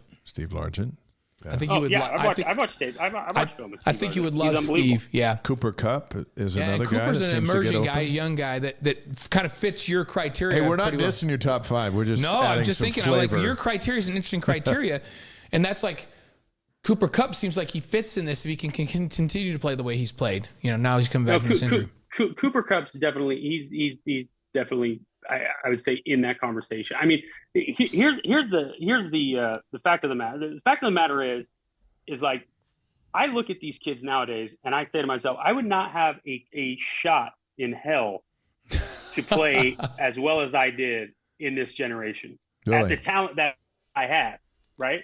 But like they're so good. The stuff that these kids are able to do is crazy. So like obviously the talent continues to get better. And so to say like, okay, if you were to play a game, who would you be putting in the game top 5? Like, well, I mean, again, Jerry Rice for his time was considered a technician, right? Like unbelievable route runner. Can he run a route like Jamar Chase right now? No. Yeah. No one can run a route like Jamar Chase or Justin Jefferson. Like, and they're bigger. They're unbelievable. Yeah, bigger and faster these days, and they're stronger. And, yeah. So it's hard to say like, well, yeah, if you're going to pick top 5, I mean, I could pick 5 receivers right now from the NFL that would, if we're going head to head with the old timers, would give them fits. Which is interesting because in football, it's just gotten so much bigger and faster. It's funny because I've had this conversation with Pat Riley about basketball, which I think, he knows who he's talking about. And I've also had it with Danny Ainge, and they both agreed that there's a couple of old school guys that could play right now and be dominant in the NBA. Like Michael Jordan could still be the most dominant player in the NBA. No question. But that's not true in the NFL. They're all bigger, faster, better. Like the game's changed more dramatically, I think, in football than in basketball. Remember, Roger Staubach was a mobile quarterback, and now you look at Mahomes. Right. You look at Mahomes and offenses are different. Guys. The way they're doing. Yeah, it's just the game has really evolved. I feel like the game of football has evolved. The athletes have changed more than the game of basketball over that same period of time. DJ, will you put up? DJ, will you put up the black uniforms? We're going to get Austin's take on this as we cut him loose for the rest of the night. Not to cut you off, go ahead and finish. But I want this graphic to come up and ask you what you think of this for Saturday night. So go ahead. What look at that. Yeah. What do you think of these? Would this amp you up if you were wearing the black unis? Yeah. I mean, we were rocking strictly navy and white and alternating pants and tops. That was it. Weren't you part of the crew that went in and said to Bronco, "Hey, can we want to wear a different kind of uni?" He said no. Right? Yeah. Well, now everybody said no. Right? Like, listen, no one cares more about the look good, feel good, play good, right? Than if I didn't look the part, dress the part right, I wasn't going to have a good game, right? And I saw that was around the time everyone started coming out with these alternate uniforms. I'm like, yo, we need to get in on this same little idea, right? This would be awesome to go back to the Royal. And then sure enough, when I left, the very next year in 2009 is the first time they pulled out the Royal against Utah, right? Yeah. Of course. Yeah. That black uni. But you and Matt, like who went in and Bronco was just like, no, not happening. I mean, it was every other. We were bugging Bronco. We were bugging Mick, who was the equipment manager at that time. And shout out to, and this guy doesn't probably get enough props. No equipment manager ever gets enough props. But shout out to Josh Lewis, right? The new equipment manager there at BYU. Like he has done, I mean, they're getting a new jersey and a new combination every week. It's awesome. It's like the Oregon Ducks. Every single one is hitting solid, right? Like every single one is like when they went all navy with the white face mask. Sweet. I love that too. Yeah. We had that black helmet on AFR today. Yeah. It's got some Royal sparkles to it, but it's Nixon put it on. And he wanted to hit somebody. He wanted to hit somebody. He kept looking at me. I'm like, don't even think about it, dude. Because I'll have to drop him even with that helmet on. The great Austin Collie is with us. Hey, thanks for your time tonight. Thanks for giving it to us and fascinating as always. And we look forward to having you back on. We love talking ball with you always, man. No, always. I appreciate you guys. Thanks for having me on. Thanks, Austin Collie and Reggie Wayne, his favorite number one receiver of all time. I think it's a great pick. Yep. Good stuff. Thanks, Austin. Thanks, Austin. All right. Talk to you. Bye. Hey, so we saw the black unis. DJ, if you'll put up our game day, you want to read our game day plug for Saturday night under the lights? Yeah, where are we here? Anyhow, I can just tell you what 3. It is. I can actually tell you what it is. It's this Saturday, 8 Eastern. Make sure you're with us. So 6 o'clock we'll hit the air. You and I will be over there, like 4 o'clock, right? Yeah, It's a long day. Got a 2-hour pregame show in store for you. It's going to be Brian Logan, David Nixon, Spencer Linton, me, and we're going to bring Bronson Kafusi. We had Austin last couple of weeks. And we had Harvey Longy this last week, which was great. This week we're going to roll Bronson Kafusi in with us for our 2-hour pre and 1-hour post-game show. The game's at 10:15 Eastern, 8:15 Mountain on ESPN on the mothership. The live post-game would be back on BYU TV as soon as it's over. So make sure you join us on BYU TV for the pre- and post-game shows and watch that game on ESPN this Saturday. Next week, Max Hall and Wally Joyner. The week after that, Mark Ogletree, BYU professor, father of former BYU linebacker Brandon Ogletree, Scott Warner from Gig, Libby Lloyd, Broadway performer, Lane's daughter.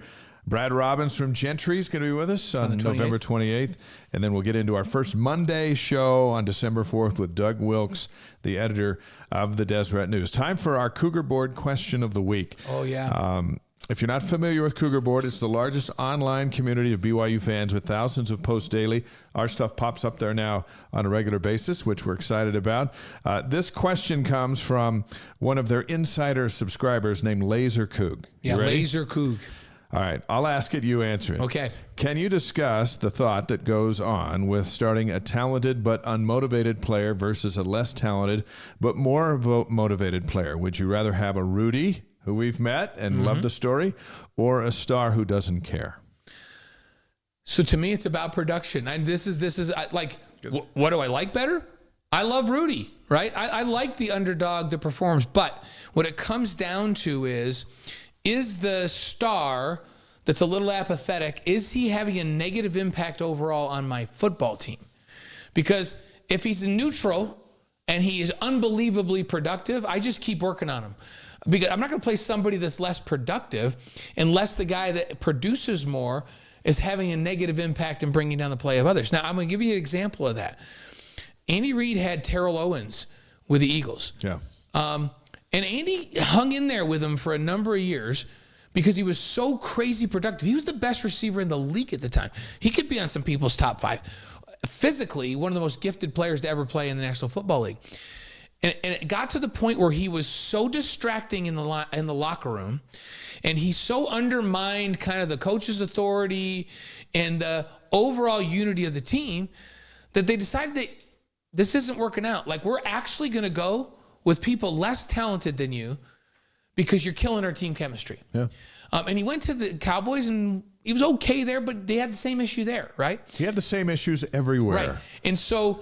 You know who else did? There's a few guys in the NFL that just go where problems are that are phenomenal talents. Yes. And so you ask a complicated question, because if it's a crazy talented player that goes out and produces on the field, but he just seems to be apathetic, and I'm going to keep working on apathy, and if he's producing, and he's not having a negative impact on the mojo of my team or the chemistry of my team, I'm going to probably keep playing. I'm not putting a guy that doesn't produce in for him. But if he has any instance where he starts to undermine the chemistry of my team and make my team not better, I'll play the less talented guy for sure. All right, good answer. Michael says, hey, Dave, I went on Amazon to purchase your book. Thanks. Awesome. If they're out of stock, go to DeseretBook.com or SiegelBook.com. But thank you. Appreciate that. Here's a question that was emailed. Oh, by the way, this went on sale today. $14.99. It's a great Christmas stocking stuffer for everybody in the world. So you keep buying them, they'll keep making them. But on sale today at Deseret Book locations, DeseretBook.com. So check it out. I think your kids will love it. I think you'll love reading it to your kids. Here's a question that came from our email. Yeah, right straight to us, to Wise Guys, right? And we'll try to answer just about everything. That's what we do on this show. Yeah. This is from Mike, who says, when do you think the media will start asking tough questions about coaching, and specifically the offensive coordinator for BYU? Too many 3rd and 9 screens.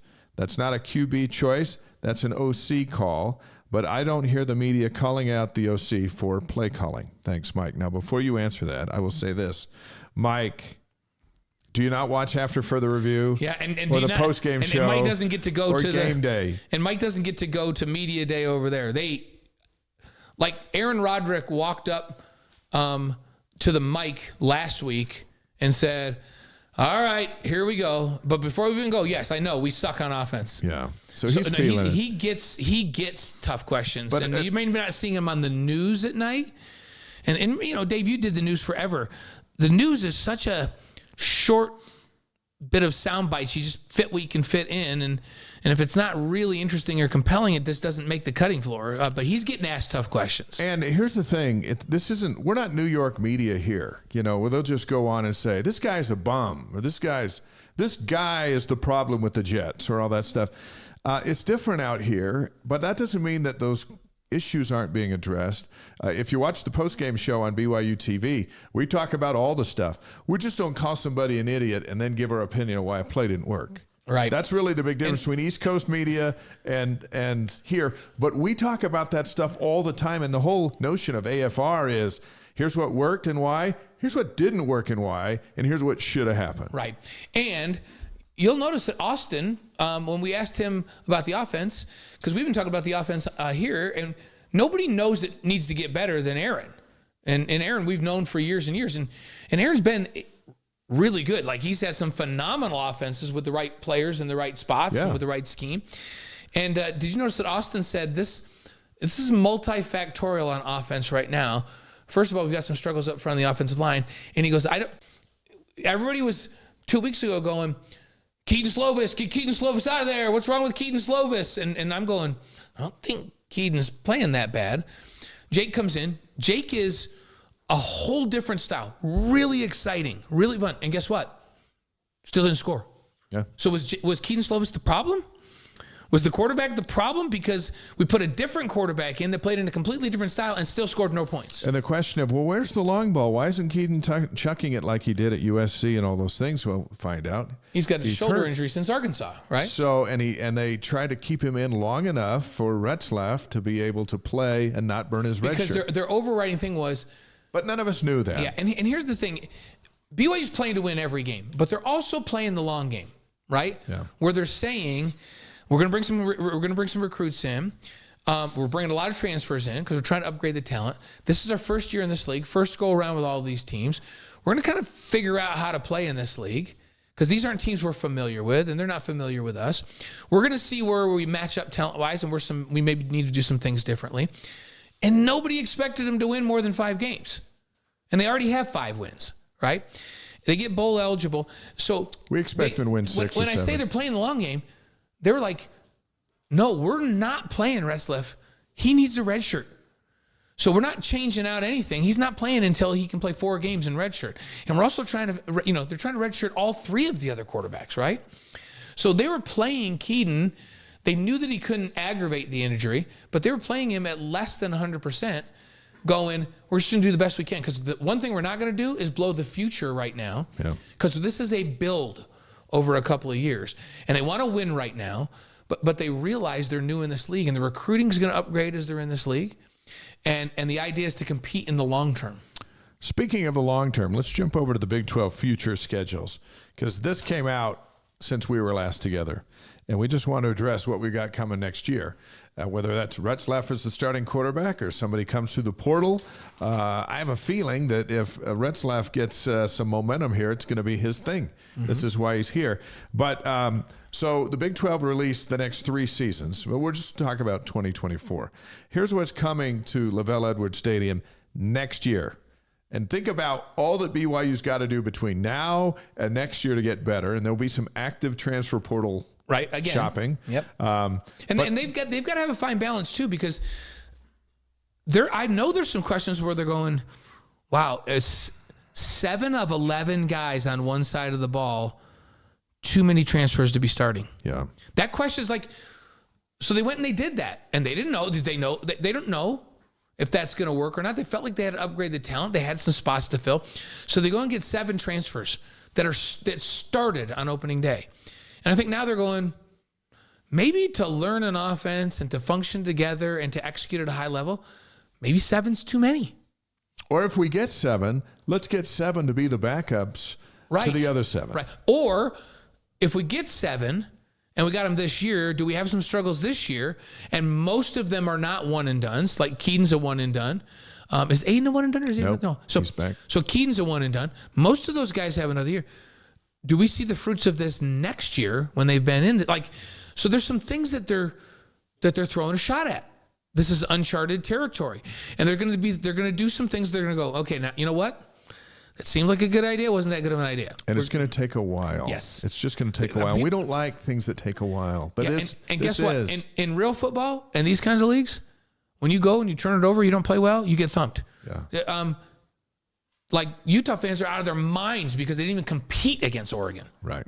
And they may be out of their minds after this week because Washington is also a juggernaut. And they're not a newbie to the P5 level. No, they've been doing it for a decade. West Virginia had 10 years head start on recruiting P5 players over BYU, and they've never won a Big 12 championship. But look what they had at every position last weekend. They were good. Good players. And guess what? Iowa State, when we were scouting them, they're very good. Good players. They're very good. BYU's going to have to fight for their life. And I still think if things go the right way, BYU has a chance to beat them on Saturday night. So here's next year.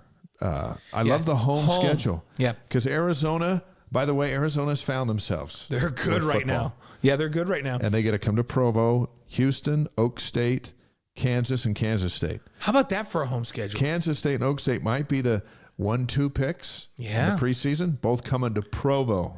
Is Kansas quarterback coming back again? Well, the backup's It's hard really to good. say. He hasn't even played And then since Neil BYU. I mean, like Kansas is talented right now. Yeah. So, okay, how about on the road next year? They're at Utah, at Baylor, at Arizona State, and at Central Florida. See, I think that's totally manageable on the road. They're not afraid of the Utes. They're certainly not afraid of Baylor. Arizona State's a mess, and Central Florida will be a challenge, but they're having an awful first go-round. The nice part about next year is they have 5 home games and only 4 road games in the league. Yeah.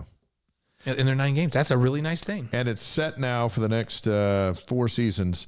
BYU and Utah will play every year. They tried to take the natural rivalries because that's great for ratings and all that. So BYU and Utah are on the schedule. Interesting little switcheroo. Utah was on the schedule next year. Yeah. But they were on as a non-conference opponent. Now they became a conference opponent. So BYU had to make a little bit of a scramble. And now I'm losing my mind. Who did they fill Utah in with? They've got Wyoming. I think they have Southern Illinois. Somebody they filled in with, yeah. And SMU.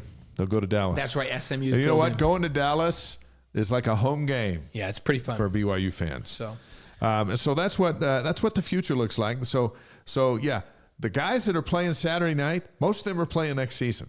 Right. And so we'll kind of take the end game. We expect better performance Saturday night, but also this is the build to try and catch up to programs that have been at this level for decades. And I don't want to paint the wrong picture because people come up and just go, oh, you know what the issue is? Kalani's too nice. And let me just say this. You have no idea. Because Kalani is very cordial and nice to the media, as he should be. Yeah. And Kalani in he's public nice around the house. And he's great with Timberly and the kids, and very, very nice around the house. And he's nice in the neighborhood. I live in Kalani's neighborhood. And he's nice when things are good. We have this funny nickname of Scary Kalani, right? And he comes out. And I can tell you that behind the scenes, Kalani's not okay with the way they played last week.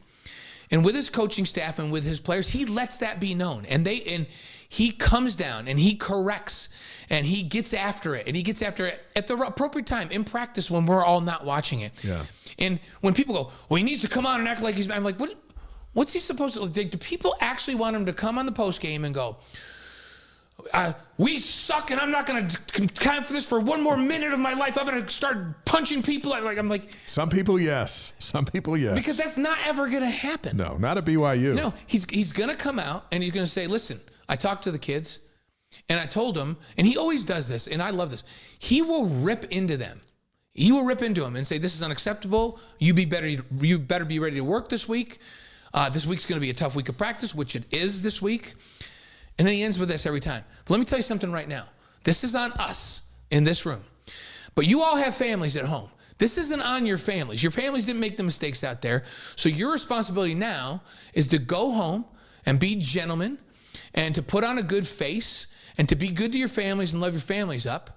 And then you come back ready to work on Monday because we're going to get after it this week. That is unique in college coaching, and I'm completely okay with him ending it that way. Yeah. And then he comes out and talks to us or the media, and he, and tells us what he wants us to know. And he says, hey, listen, we got to get better. And I talked to kids. I told them to love each other up. He doesn't say, but I ripped them for 15 minutes. No. And that's fine with me. But I've had so many people this week come up to me and say, Kalani's just too nice, and he doesn't. And then, guys, that's just not the truth. From He's behind a the scenes, fiery football he is player. Unbelievably intense. And he lets you know it when he needs to. Let's jump to campus notes now that we're ready to both run through a wall. Yeah. For the coach. And by the way, his speeches sometimes in the locker room, guys will be like, "Oh my gosh, I want to go and just smack somebody right now." Well, let's hope he has a good one for Saturday. Yeah, he needs one for Saturday night. Hey, women's soccer. Let's spend a couple moments while we have a few more minutes tonight and talk about what's going on. This is a unique time on campus for these sports. We've been enjoying it all fall, and now here comes the big time. Women's soccer 16-2 with 3 ties, 7-0-3 in the Big 12. The NCAA tournament starts on Friday. They're a 1 seed. How about that? They're a 1 seed, second time in program history, and they get up to 4 home games if they win. You win your 4 home games, and they won't be easy. Then you got to go to the Final Four. And yeah, so they go home, Final Four. Awesome. So it starts Friday night against Utah State, the only team to beat BYU in the regular season, 1-0, which we still can't figure out. It was up in Logan. BYU is number 1 in the country, and they got beat 1-0. And it was right after they played the number 1 team in the country and beat them with a lot of emotion. And they went on the road up there. Aggies scored first, and then they just packed it in. They call it parking the bus. So they got ahead. No one wants to watch a game and where they parked someone's the bus. parked the bus. And you know what? BYU had a number of ties this year because in league play you can tie. Yeah. So teams would just say, you know what? We're not going to match scores with this team. It's one of the most gifted offensive teams in the country. So we're going to park the bus right in front of the goal. We're going to put 10 people in front. We're going to put 1 million people in front of the goal. And we would be completely happy with a tie. Well, there's no ties in the NCAA tournament. So that strategy doesn't work quite so well. No, it does not. So 6 o'clock Friday night, Southfield on ESPN+. They took second in the Big 12 tournament. Texas beat them 3-1 in the championship game. Texas is getting out of here, and that's fine. BYU's the lone wolf. Well, and it was down in Texas, so let's keep that in mind as well. So the tournament starts Friday. We wish Jen Rockwood the best of luck. Friday night's also a big night for men's hoops, largely because of what we saw last night as we were on the call of them starting the season, getting a little zip to their step, and now they got a big challenge. You know, we talk about coming and playing with a chip on your shoulder, and I love when we met with Mark, and we met with him last week for the exhibition, and we met with him again yesterday, and he said, this is what we want to do. We want to do 3 things really well. And this is going to kind of be the theme for the year. We want to get out and play with pace. We want to push the ball up and down the floor. And we want to shoot threes. Like, target would be to, over the course of a season, some days more, some days less, but we want to average 35 3 attempts a game. We want to shoot a good percentage from out there, and we want to really get after the glass, especially the offensive glass, because we need to get, put back points and easy buckets with offensive glass. We're really focusing on those things because we think those things can really help us compete in this league. And man, did we see those 3 things in this game. Last night against Houston Christian in the season opener, BYU won 110-63. Career highs by Spencer Johnson, 20 points. Noah Waterman, 16. He's a new guy. Trey Stewart, career high, 10 points. BYU attempted 43 three-pointers. Wow. Some of them didn't come close, but they made 15 of them. Atiki Ali shot a 3, and we were watching Mark Pope, and he just went like, oh, I don't think but that they that's were up by 40-something points, and I guess it was okay. They only had 9 turnovers, as much as they were playing at a really high pace, and Houston Christian is a team that likes to play at pace, so you knew this was going to be up and down. With that frantic pace and scoring 110, they only had 9 turnovers. That's impressive. So it's on Friday night. San Diego State, they beat Fullerton last night in San Diego, 83-57. It was close at the half, and these Aztecs who played for the national championship last April, they got a couple of guys back. They got a couple of guys banged up. They're always good, and they come to Provo Friday night. Pre-game coverage starts at 6 on BYU TV and ESPN+. Yep. And then you and I are on with the call with Spencer Linton at 7. only on ESPN Plus. But that Marriott Center is going to be rocking like it hasn't been rocking for a while, and it's going to be a fascinating game. BYU wants to shoot at least 35 threes. What does San Diego State want to do? Limit BYU shooting. Yeah, and San Diego State, one of the top defensive teams in the country, every single solitary year. Brian Dutcher, the head coach, hangs his hat on that, and he has been very successful with that strategy. So you got a team that wants to push the ball and run and shoot threes, and you got a team that wants to just shut people down. Something's going to give on Friday night. Now just know that Jimmer Fredette and Kawhi Leonard are not coming in those doors to suit up, as they had some classic battles. But the rivalry has continued. Last year, BYU led at halftime in San Diego, and San Diego scratched out a win. I think it was like by 7 points. And then they go on to the national championship game. And BYU had some struggles, but when they were early in the season going toe-to-toe, they seemed to always play each other tight. Yeah, this is a very fun rivalry, and the two staffs respect each other, and they're close because they've played for so long, and they were the premier teams in the old Mountain West Conference, and always had great matchups. And during those Jimmer Kawhi days, those are two top 5 teams in the country, and those were fun for us to be involved with, and we're good friends with their staff. Brian Dutcher is one of my favorite people in basketball. He's great, and they've been good to us. So it'll be a fun game. So after this show, we'll be preparing the rest of the week for the showdown Friday night. By the way, 2 fun things this weekend. National Signing Day is tomorrow. BYU received a commitment from 3-star guard Brooks Barr, 6'4", out of Keller, Texas. He whittled his list of offers down to USC, St. Mary's, Wake Forest, Utah, and BYU. Picks the Cougs, going to serve a church mission right out of high school. I don't know if the coaches can officially comment until they sign, but BYU's really excited about this kid. Yeah. Won't be here for a while, but when he comes, he's bringing a jump shot. Yeah, he is. And then Isaac Davis, who we had talked about being committed a little bit ago, from Idaho, both expected to sign tomorrow, and that's a nice class. That's a really nice class. Davis, I think, will come right away. Yep. And then we'll have to wait on Brooks Barr. But we sent a congratulations to the BYU coaching staff to get these two, and they're out looking for more. Yeah. And remember, Adams, who still hasn't been cleared as of – we didn't hear anything today, did we? No, but we know he will be cleared by next season. If he redshirts this year – then throw him on the list of another 4-star. Right. And remember, Adams originally committed to Kansas, decommitted and went and sent his commitment to Gonzaga. Never enrolled. Never enrolled at Gonzaga. But was there. And then decided BYU is where he was going to be, and now he's here in class and there, but not cleared. You throw Barr, Adams, and Davis in the recruiting class, let's say, if he can't play until next year, and that's a pretty good one. Yep. That's a pretty good one.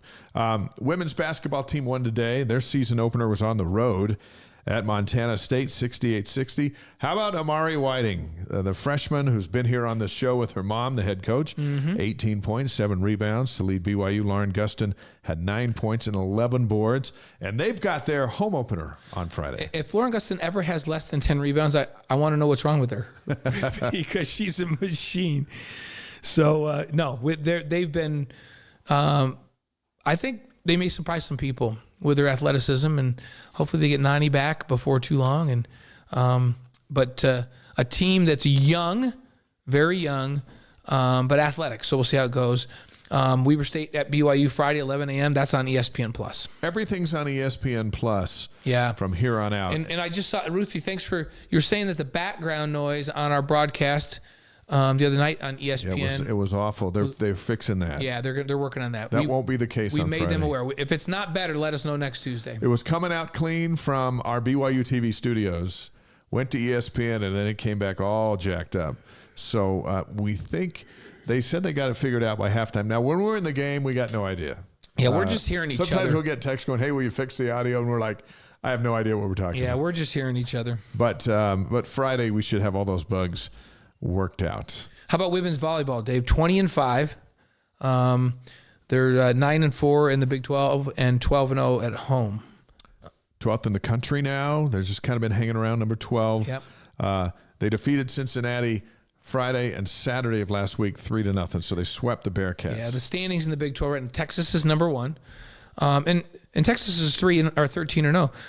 two of BYU's losses was that Friday-Saturday road trip down to Texas. Yeah, that was right? brutal. Which is tough. And I would submit that if Texas came up here on a 2 road trip on a Friday and Saturday, they would lose 2 up here. Yeah, right. I think you're right. Kansas is in second place at 9-3. BYU's in third at 9-4. Central Florida fourth at 8-5.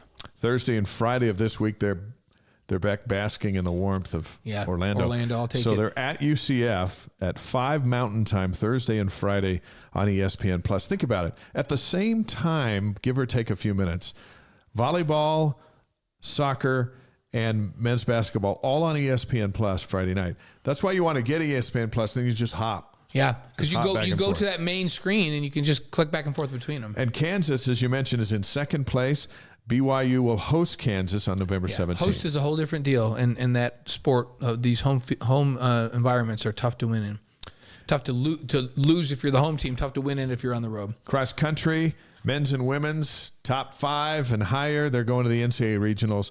That is November 10th in Lubbock, Texas. They're thinking, hey, somebody's got to step up, but let's go win a national championship. That's how good these two teams are. Man, everything's going on Friday.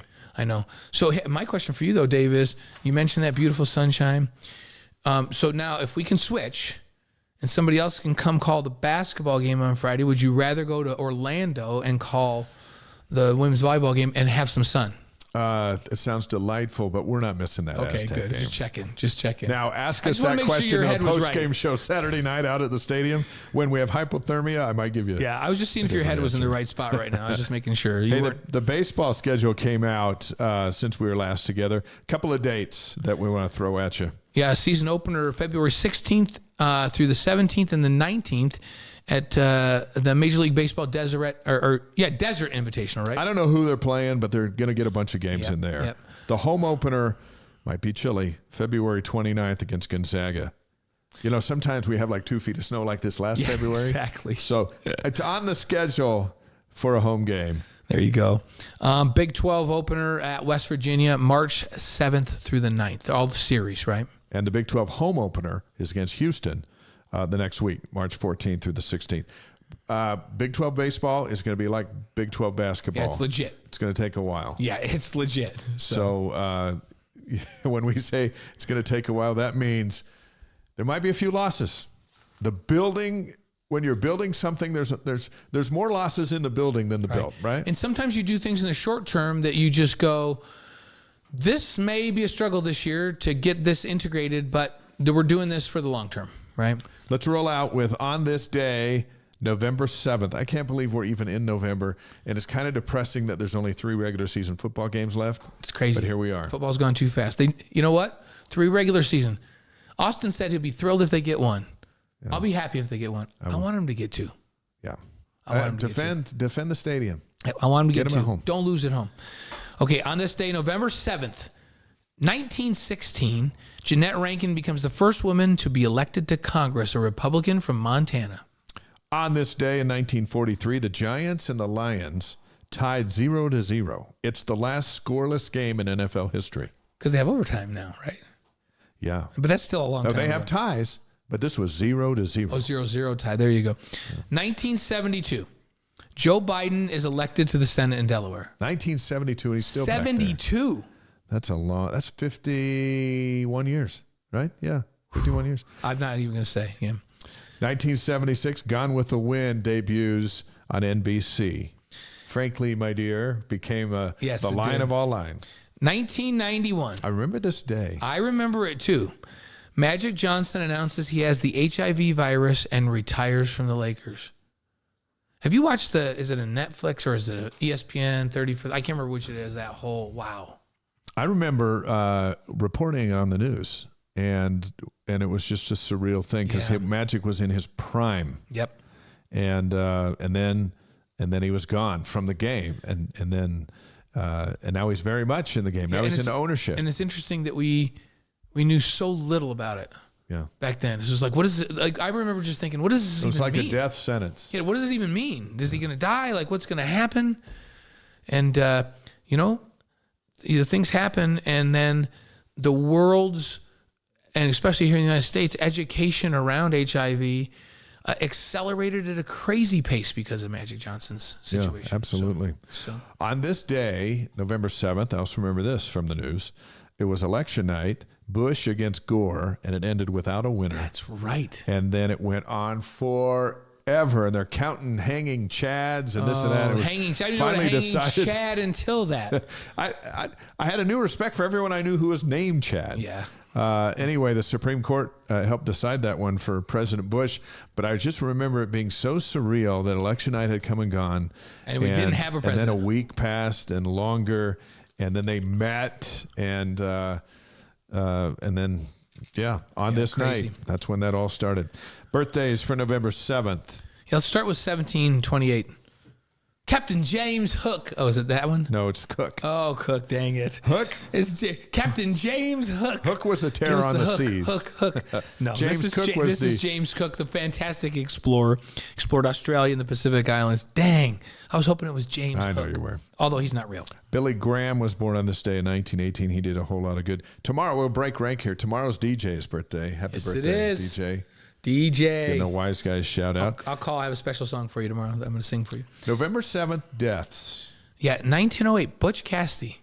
You know, he was a bad guy, but he was a Utahn. Yeah, did he really? I don't know. And that, they talk about that shootout down in South America. I think he got out of there. Yeah, there's a lot of mystery about Butch. But he used to run 1908, as they around say. southern Utah. Yeah. Eleanor Roosevelt, 1962.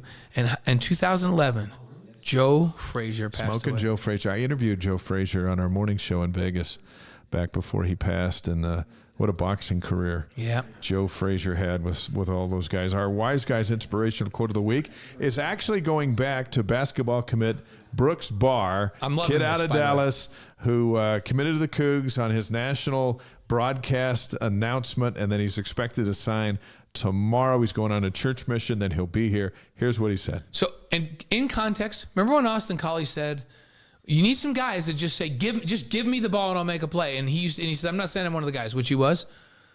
This is what I want in our recruits right here. I'm going to take BYU back to the big dance and we're going to win. That's what I came here to do. Brooks Barr, the inspirational quote of the week. Basically saying, give me the ball, we're going to win, which I love. Shout out about our big announcement. Wise Guys is moving to Monday nights, and we're going to stay there. On December 4th is when we start on Monday night.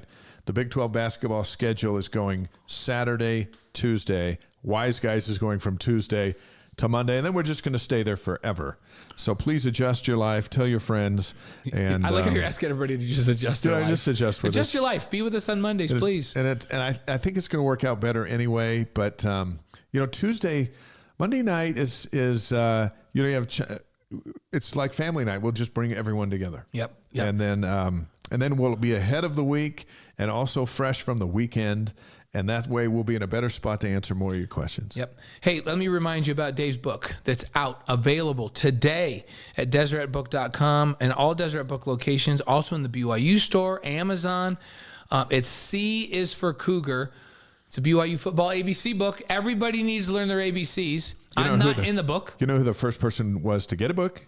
Me. Yeah. Because we opened it. We had the grand opening here, and I took one, and you signed it. We got word from a couple of folks that Amazon sold out. So DeseretBook.com is where they got their book. And we'll see what Amazon's going to do to get some more. Maybe they had 2 books and they sold them. And so this is a great, like we call them like a coffee table book. Like people will come in, and if that book's on your coffee table, they'll pick it up. They'll go, and they'll start reminiscing. Yeah. And as James Earl Jones said in his great line, the memories will be so thick they'll have to wipe them away from their face. Right? That's true. The Field of Dreams. Remember when he said that? People will come, Ray. They will come. If you put this book on your coffee table, people will open it up and read it, and they'll bring memories flooding back. Ruthie says hers is on the way, and Sweet. It's kind of cool to see, and I think people will eat it up. It's what people love. It's BYU football and the alphabet, which we all need. Yep. Hey, next week, Max Hall. Ahead of the Oklahoma game. You have to have Max. You have to have Max. He took Oklahoma down. Can they do it again? Max will tell us what it would take. And then BYU baseball legend, Wally Joyner. That's going to be fun. Love having Wally on. He's going to be fun. Great stories now that baseball's in the off season, and the Cubs have a new manager. So we'll see if that's we'll see if that's going to be the difference maker. So The podcast will be up tomorrow. Please share it with all your friends. Tell your friends about Wise Guys and bring them next Tuesday night, and we'll have a great Q&A. Yep. I think we got to more questions tonight than ever before, and this is really the genius of the show is to flip the live switch button and talk about what everyone's talking about. Yep. And we're lucky. We get to watch the All 22 coaches film. We get to talk to folks and find out what they're trying to do. And we covered an AFR, but we also, if you have questions, we're gonna answer them here.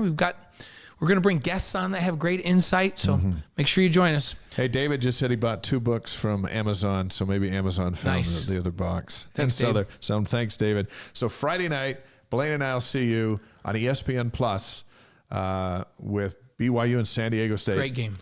Packed Marriott Center. Lots of hope and optimism from both sides as they collide. And then Saturday, we're back together. We'll see at 6 Eastern. No. 8 Eastern. 8 Eastern. 6 Mountain. Matt, we had to think about that. On the pregame show. There is right there. Thanks, DJ.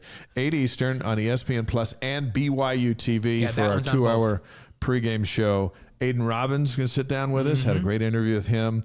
Bronson Kafusi is going to join us. So fun. We had him on a production call with us today. He's going to be fun.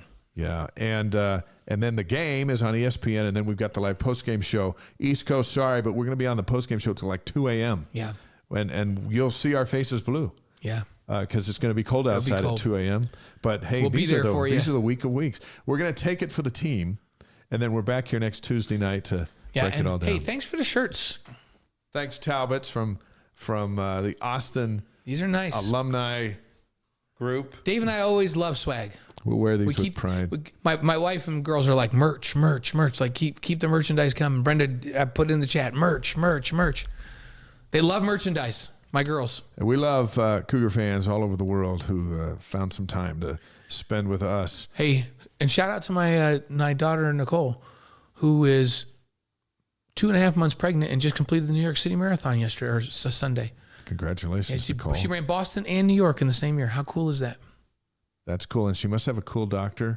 Says, hey, go ahead. Well, the doctor just said, you run every day of your life. You don't stop just because you get pregnant. And I bless this. Go ahead. Go run the marathon. I'll be honest. If I was pregnant, I would stop running. It's a good thing you're not pregnant. Yeah. But if you were, somehow we could make some money off of that. But anyhow. Would have a different book. It'd be a whole different deal. All right. Thanks, everybody. Thanks, see you next everyone. week. See you next week.